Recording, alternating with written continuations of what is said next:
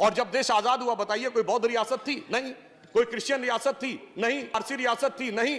एक महाराजा पटियाला को छोड़ दे तो सिख रियासतें भी नहीं थी, मगर लाइन लगा के मुस्लिम रियासतें थी। नवाब पटौदी, नवाब रामपुर, नवाब भोपाल, नवाब लखनऊ, हैदराबाद निजाम, जूनागढ़ के नवाब। फिर ऐसे हालात क्यों हो गए कि आज बाकी सब पढ़ाई लिखाई में आगे और बाकी सारी चीजों में आगे, कि गंगा जमुनी तहजीब ये थी, सहयोग तो ये था, मगर इनकी नजर किधर जाती है? जितने मैंने नाम गिनाए, इनके लोगों की कभी जयंती मनाते हुए वो लोग नजर आए जो आज प्रदर्शन करते नजर आ रहे हैं? वो लोग आज नजर नहीं आते। वो तो आज कहते हैं हमने 800 साल इस देश पे हुकूमत की, अभी कुछ दिन पहले बयान दिया, और फिर कहते हैं कि साहब हम तो मजलूम हैं, हमें अधिकार मिलना चाहिए। ऐसी विचित्र स्थिति आज के देश में आकर खड़ी करने का प्रयास किया जा रहा है जो सत्य से बिल्कुल परे है। आपने कभी नहीं सुना होगा पूरी दुनिया में कि कोई यह भी कहे कि हमने इस देश पे शताब्दियों तक हुकूमत की है और फिर यह कहे हमें स्पेशल स्टेटस मिलना चाहिए। मैं पूरी ईमानदारी से एक बात कहना चाहता हूं, 1947 में तो 567 रियासतें थी। यह बताइए आज हम माइनॉरिटी की बात करते हैं, देश की सबसे अधिक पढ़ी लिखी कम्युनिटी कौन है? पारसी, 0.1% की माइनॉरिटी है। सबसे प्रॉस्परस कम्युनिटी कौन है? जैन, 1% की माइनॉरिटी है। सबसे एंटरप्रेन्योर कम्युनिटी कौन है? सिख, 1.8% की माइनॉरिटी है। अगर इन सबको प्रॉस्पेरिटी, एजुकेशन, आगे बढ़ने के सारे अवसर मिल रहे हैं, तो माइनॉरिटी में जो प्रचंड मेजॉरिटी है उसके साथ कैसे समस्याएं विचार करने का विषय है। और जब देश आजाद हुआ बताइए कोई बौद्ध रियासत थी? नहीं। कोई क्रिश्चियन रियासत थी? नहीं। कोई पारसी रियासत थी? नहीं। एक महाराजा पटियाला को छोड़ दे तो सिख रियासतें भी नहीं थी, मगर लाइन लगा के मुस्लिम रियासतें थी। नवाब पटौदी, नवाब रामपुर, नवाब भोपाल, नवाब लखनऊ, हैदराबाद निजाम, जूनागढ़ के नवाब। फिर ऐसे हालात क्यों हो गए कि आज बाकी सब पढ़ाई लिखाई में आगे और बाकी सारी चीजों में आगे और एक ही वर्ग पीछे होता चला गया? मुझे लगता है इसमें दोष इसका भी है कि जो सियासत की गई ना, अदावत की और मोहब्बत की। किसी ने दिखाने की कोशिश की कि हमें तुमसे बड़ी मोहब्बत है, तो किसी ने दिखाने की कोशिश की कि फलां को तुमसे बड़ी अदावत है, और उस सियासत ने कहां यह पहुंचाया सभापति जी, किसी को किसी की मोहब्बत ने मारा, किसी को किसी की अदावत ने मारा, पर इस शराफत अली को सेकुलर सियासत ने मारा। इसलिए मैं ये कहना चाहता हूं, आज के इस यथार्थ को देखिए, पूरे देश में जो सामने दिखाई पड़ रहा है। ज्यादा खतरनाक बात जानते क्या हो रही है?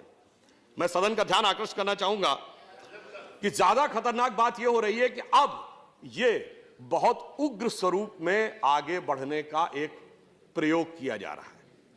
और उसका उदाहरण मैं यह कहना चाहूंगा, जब सीए का विरोध हुआ तो विषय क्या था कि असम की संस्कृति की रक्षा करनी है या असम के लोगों के हितों की रक्षा करनी है।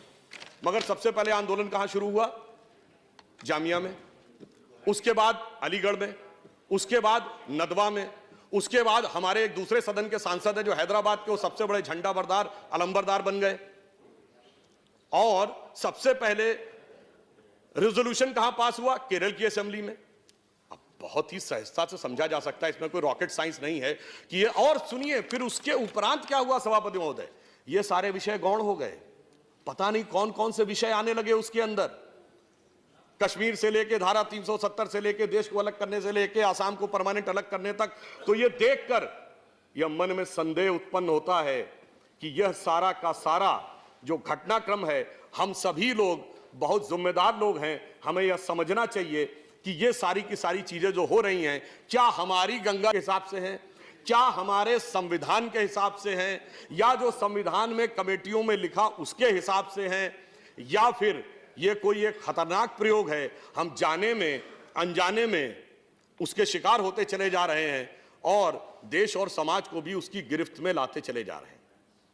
और जब कोई इस प्रकार का कार्य होता है तो मैं सिर्फ एक उदाहरण और फैक्ट कोट करना चाहूंगा।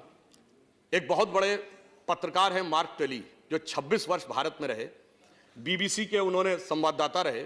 उन्होंने, पुरानी बात नहीं है सभापति महोदय, 22 सितंबर 2019 को आर्टिकल लिखा है। उस आर्टिकल में क्या लिखा है कि Muslims in India are the luckiest. Bharat में रहने वाले मुस्लिम समाज के लोग सर्वाधिक भाग्यशाली। उन्होंने उसका एक उदाहरण दिया कि मैं 26 साल दिल्ली के निजामुद्दीन इलाके में रहा, मेरे यहां से थोड़ी दूरी पर हजरत निजामुद्दीन औलिया की दरगाह थी और थोड़ी दूरी पर तबलीगी जमात का ऑफिस था। उन्होंने कहा दुनिया का कोई दूसरा देश होता तो 26-27 साल में कोई एक दूसरे को समाप्त जरूर कर देता, परंतु भारत के मुस्लिम इसलिए भाग्यशाली हैं कि वो अपने मजहब के अंदर भी जिस तरीके से चाहें उस तरीके से इबादत कर सकते हैं। ये कहने वाला कोई संघी भाजपाई नहीं है, ये कहने वाला एक वह पत्रकार है जिसने पूरी जिंदगी भारत में गुजारी है और 2019 में उसने कहा है। दोस्तों, ये वीडियो अगर आपको पसंद आया हो तो लाइक, शेयर और सब्सक्राइब ज़रूर करें ताकि ये जानकारी ज़्यादा से ज़्यादा लोगों तक पहुँचे। धन्यवाद।